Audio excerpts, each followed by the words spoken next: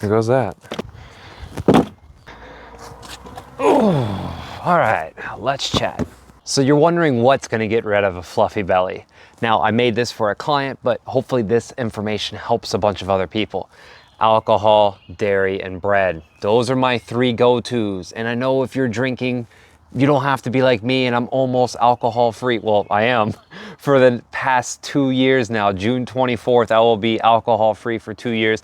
And it's one of the best decisions I ever made. Now, this is a personal choice because I hold myself to a higher standard and I'm trying to inspire a lot of other people. So I feel better that way. I already got my fair share of it out in my early 20s and even in my 30s. And I remember even in 2018, I was just popping White Claws every day just for the heck of it. Like it was an actual grapefruit White Claws. I was just drinking, it was like water and my physique was garbage.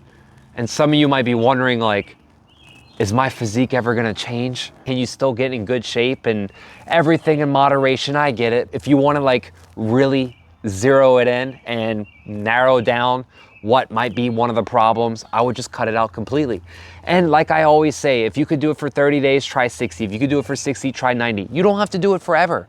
I just had a client that got out of surgery and he's not drinking any alcohol, at least I think for the first 30 days, but I got my second ACL surgery and I was like, I'm gonna cut this out. And it's one of the biggest things that can increase inflammation in the body. It's like, it's a class 1 carcinogen. It can kill you. And true story, it's like my aunt, she died of alcohol poisoning. I mean, literally, when my grandmother passed away, her life spiraled out of control and she was dead in 2 years. And she was drinking like a freaking 750 milliliter of Sky vodka. I remember she loved her Sky vodka. And the last time I saw her, she was looking like a skeleton in the hospice. It was sad. And one of my saddest moments was that going back and recalling, I remember she was on the phone with me. She's like, Frank, I wish you would spend a little bit more time with me and hang out. And she was that cool aunt, and I was dating this girl at the time, and my head wasn't in the right place. And that was the last sentence she ever spoke to me before I saw her in the hospice. So I say all this because that's one of the easiest things that you could do is cut out alcohol. And if you've never had it, please don't do it. I mean, do I regret anything I did in my 20s, going out after I was working in the restaurants and having a beer at the bar and hanging out with friends? No, I don't, because it was a fun time for me in my life. But I do think now that if I didn't have as much back then, I would be in even better shape. And especially if I wanted to get rid of a fluffy belly, I would completely cut out alcohol.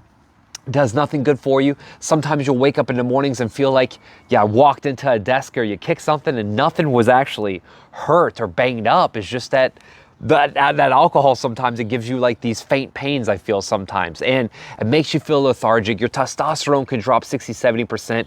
Don't hold me to the statistics, but just from the things I've been reading. And I know from a personal experience, I never felt good. And when I want to wake up in the morning and have an awesome workout, it's just trash and I can't. So cut out alcohol. You will have less cravings when you're drinking. Well, I'm just saying, if you cut it out, you're not gonna have these cravings, because a lot of times when you're drinking alcohol, you're like, I have the munchies and I want snacks, and then you're eating a bunch of garbage and bull crap. I'm trying not to cuss, but just cut it out because it's not good for you. It's gonna make you lead to bad decisions, and those bad decisions, like literally, it's gonna be 30 seconds to a minute of eating cheesecake or nachos and cheese or whatever chips and crap that you wanna do, and then you're regretting it for a week on the Stairmaster. So cut it out. You're gonna feel better without it. You're gonna feel you're gonna have your energy back, you know? You're gonna feel that natural desire to actually want to do things again rather than being lazy. And sure, can you have it in moderation? Absolutely. But all the tips and the pointers I'm giving you today, even if you pick 2 out of the 3, I think you're going to be in a better place. Next off is dairy. Now, I'm not saying you have to cut it out completely, and it's actually pretty healthy for you. It's got a lot of protein, but a lot of the dairy that we're consuming these days, it's a little bit more processed, and it's meant to stay on the shelves for like 30 days. Like, look at normal milk. Now, they're not going to sell you unpasteurized milk, right? They pasteurize it and they, kill maybe some of the bacteria. I don't know all the details, but all I know is it could stay on the shelf for like a month, rather than if you had actually raw milk or raw cheese or raw dairy. It's a little bit shorter as far as like the amount of time that it could stay on the shelf, but it's a little bit healthier for you. Now, I know we don't always have access to farmers and raw dairy and raw cheese and things like that. So for me personally, I found that I just like to cut it out. Now, I will actually have a little bit of feta or sometimes a light little bit of Parmesan, just because it adds a little bit of flavor to my foods. But when it comes to like actually mozzarella and cheddar, Gouda, I could eat that forever. Like, give me salami and cheese and I could just eat it because I'm bored. And you got to think to yourself, I was telling my new younger client, Shay, this the other day, that, you know, if you're actually hungry, you could eat plain chicken breast and an apple. Like, I could eat a plain chicken breast right now on an apple or a pear or a grapefruit. But if you're just like, I'm not going to go for a bag of chips, you're not hungry, you're just bored. So I would say cut out the dairy because I find it cuts down the inflammation. And for me, when I'm eating a ton of dairy, even like I cut out cream this month because I'm doing the 60-day challenge, and like cream in my coffee is like my last non-negotiable, and I love having it, but I just cut it out because I feel leaner, I feel tighter, and I just feel a little bit more sharper in my midsection. So for me, I tend not to have it because for me, it's like a trigger and I like to overeat on it. So I like during November and December, I would buy these little mozzarella sticks and I would just have this mozzarella and these salamis, these charcuterie boards, and I would just go crazy on it. And I just have no self-control. So I just like to keep it out.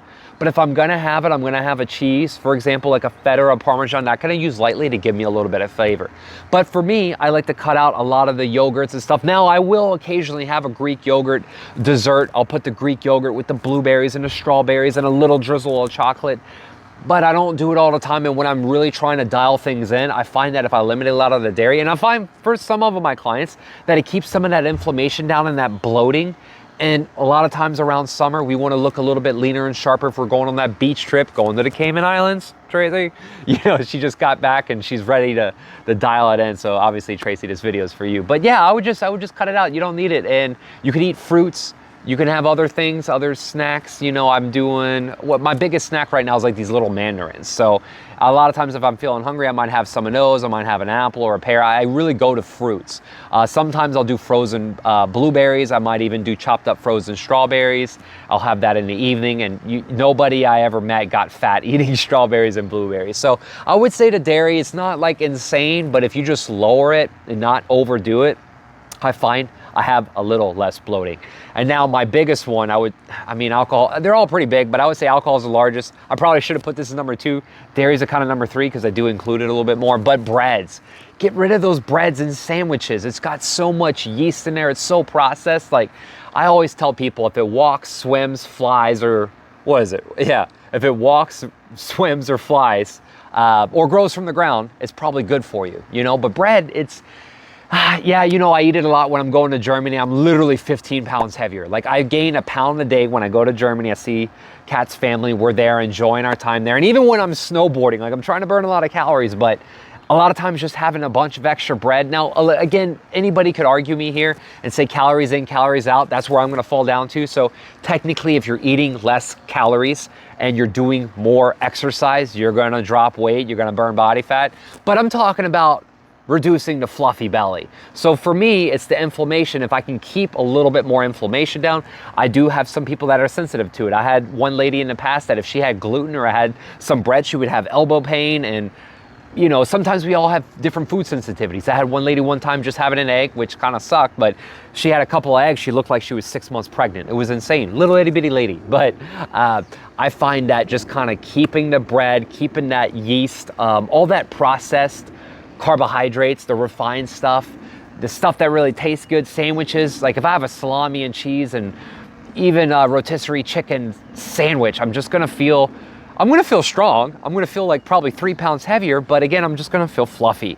So everything I'm saying today is kind of to reduce inflammation and just be a little bit leaner and sharper. Do I do this all the time? No, but for the most part, I don't eat a lot of sandwiches. I don't have a lot of breads, but maybe like winter time, you know, I have a little bit more sandwiches and I'm wanting to be a little bit stronger. And also it's simple. I can get some Ezekiel toast, which I would say if I'm going to go for the healthiest one, I would pick that. It's in the frozen section, or I might do a Dave's Killer bread. But I'm just finding myself leaner and tighter, and I just cut out the bread. I'll have fruits instead. My biggest source of carbohydrates right now is going to be sweet potatoes.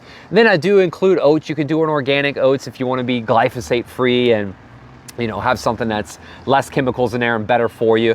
I will probably do quinoa and then maybe a brown rice. Now for me, I'm not as sensitive to it, so I could do a jasmine rice. I can even do white potatoes, but I tend to be a little bit more sparing on there because even a white potato, if I coat it a little bit of olive oil or avocado oil, put it in the air fryer, it's like French fries, and I can go to town on that. So I got to make sure I portion my white potatoes. And you know, white rice, I'm never crazy about it. My dad used to like make me eat it when I was a kid, like rice and steak, and I hated that growing up. Put a little bit of butter on it. I wasn't crazy about it. Now I actually enjoy it, but more so if I'm eating rice, it's more so fuel. I'll do like a cup or a cup and a half, and I'll add that in with veggies. Usually I'm doing rice and veggies, but I don't like to mix my fats and my carbs. That's another thing. Let's call that a bonus, separating your fats and carbs. So if I'm having chicken, I'm having avocado, I'm having Brussels sprouts.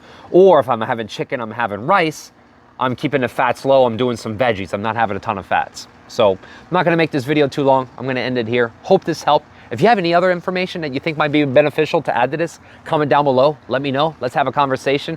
This is a video request. Again, a lot of times I want to get inspiration from you because you need help. And I know a lot of stuff, but a lot of times like it kind of depends on what you need, right? I'm speaking to you. So if you really need some help, comment down below. Let me know how I can help you. I want to do my best. And like I said, I'm going to be creating a lot of content on my own, solo.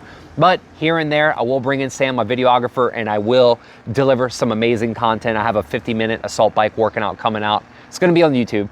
Sorry, TikTok. But TikTok, I got a very special video for you, and it will be some vertical 10-minute, 15-minute full body workouts. I'm really pumped about those. I think they're really gonna help you out. But again, just leave a comment down below. Let me know how you're doing. Love to hear from you. Love to see how I can help you get in the best shape of your life. So with that being said, thank you so much for watching. I really appreciate you. Love you all, and can't wait to see you checking out my next video.